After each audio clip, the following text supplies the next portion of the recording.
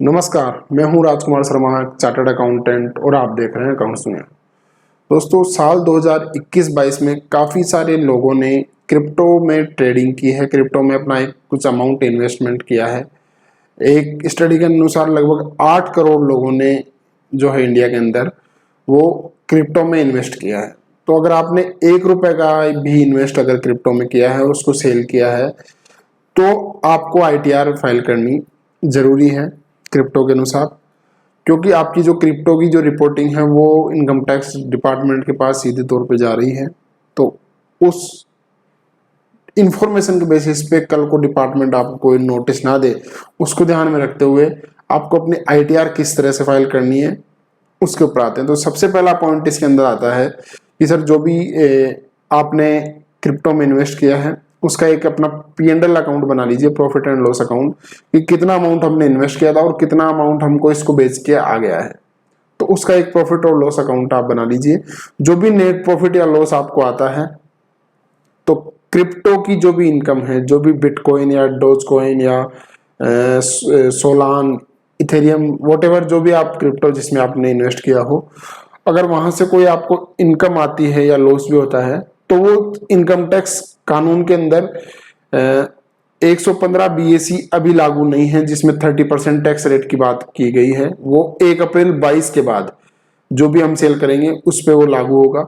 1 अप्रैल 22 से पहले जो भी हमारी पिछले साल की इनकम है 31 मार्च 22 तक की, उस पर हमारे को पुराने जो टैक्स रेट है उसी के अनुसार टैक्स देना रहेगा।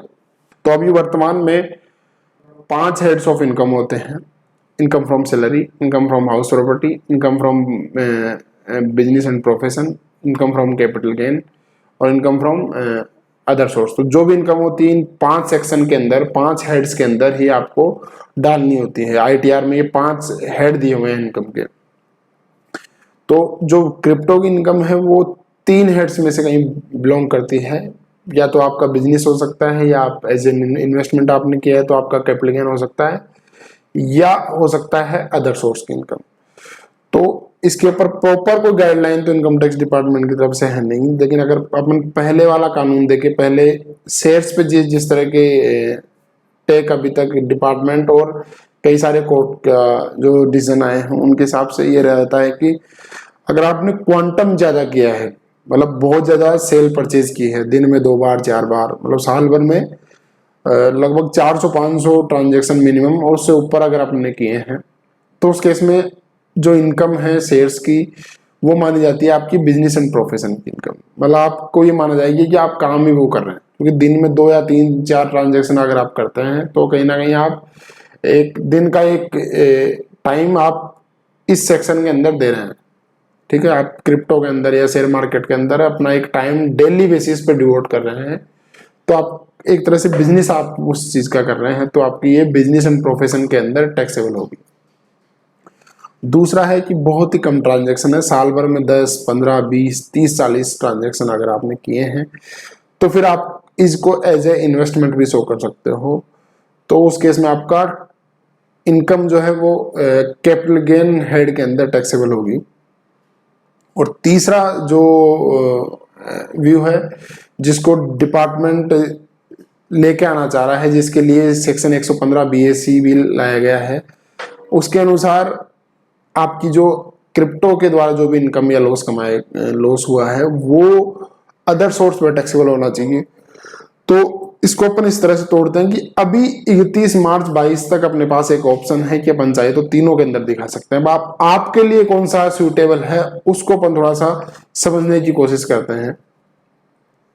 सबसे पहला तो ये देखते हैं कि सर आपके पास लॉस है या प्रॉफिट है। ठीक है, क्योंकि अगर लॉस है तो उसके लिए कुछ अपने लिए क्या बेनिफिशियल है उसकी बात करेंगे, और प्रॉफिट है तो उसके लिए कुछ बेनिफिट्स अपने को किस हेड में जाने से अपने को फायदा होगा उस पर अपन बात करेंगे। तो अगर आपके पास प्रॉफिट है, ठीक है, तो प्रॉफिट है तो फिर आप अदर सोर्स में दिखा दीजिए। रीजन क्या है अदर सोर्स में दिखाने का? क्योंकि एक तो आपको जो टैक्स है वो अदर सोर्स के हिसाब से ही देना होगा, जिसमें आपकी स्लैब की टैक्स रेट चलेगी। ठीक है, अगर आपने 5 लाख रुपए तक का कोई मुनाफा कमाया है और कोई इनकम नहीं है, और सब मिला के ही 5 लाख रुपए तक है, तो आपको 1 रुपए भी टैक्स देने की जरूरत नहीं है। 5 लाख से ऊपर है और तो स्लैब के अनुसार जो भी स्लैब आपके ऊपर लगती है तो एज ए नॉर्मल इनकम आपका ट्रीट किया जाएगा, और जो भी स्लैब आपके ऊपर एप्लीकेबल है उस स्लैब के अनुसार आपको टैक्स देना रहेगा। ये तो हो गया अदर सोर्स में अगर अपन दिखाते हैं। जो मतलब जैसे अगर लॉन्ग टर्म कैपिटल गेन या शॉर्ट टर्म कैपिटल गेन की बात करें तो वो कुछ एक अलग तरीके के टैक्स की बात करते हैं, जहाँ पर 111A आ जाता है, 112 सेक्शन आ जाता है लॉन्ग टर्म के लिए, जहाँ पर जो 20% टैक्स की बात करता है डायरेक्ट। तो वहां पे कहीं ना कहीं आपको हो सकता है महंगा पड़े। तो ये आपके पास एक ऑप्शन है, तीनों हेड्स में से आप किसी में भी दिखा सकते हो।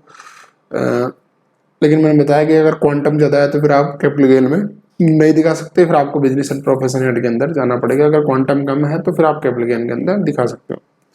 लेकिन वहीं पर अगर आपका लॉस है, साल 21-22 के अंदर आपने लॉस कमाया है क्रिप्टो बेच के, लॉस हो गया आपको, तो अदर सोर्स में दिखाने का कोई मतलब ही नहीं बनता। क्यों? क्योंकि आगे जाके ना तो अदर सोर्स में कोई इस तरह की इनकम आनी है जिससे मोटी इनकम जिससे आप इसको सेट ऑफ कर सको। लेकिन वहीं पर आप अगर बिजनेस का लॉस दिखाते हैं या फिर कैपिटल गेन का लॉस दिखाते हैं तो इन दोनों हेड्स के अंदर तो आपके पास कहीं ना कहीं से इनकम आ ही जाएगी। अगर आप ऑलरेडी बिजनेस कर रहे हैं तो बिजनेस इनकम आपके पास है ही, और कैपिटल गेन में अगर आपको शेयर्स का, म्यूचुअल फंड का, डिबेंचर्स का या कोई भी इन्वेस्टमेंट आप कर रहे हैं तो वहां पर इनकम जनरेट होने के चांसेस है, जिससे आने वाले सालों में आप जो भी आपने क्रिप्टो में लॉस कमाया है, लॉस हुआ है, उसको आप सेट ऑफ करके अपने टैक्स लायबिलिटी है वो रिड्यूस कर सकते हैं। तो ये था पूरा सेक्शन जिसमें मेरे हिसाब से आपको समझ में आया होगा कि क्रिप्टो की इनकम को या लॉस को अपने को किस हेड में दिखाना है और किस तरह से इसकी आइडिया बनानी है उसके लिए।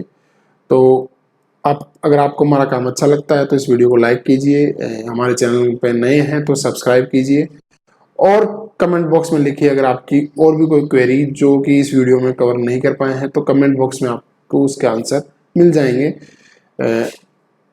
जय हिंद, जय भारत।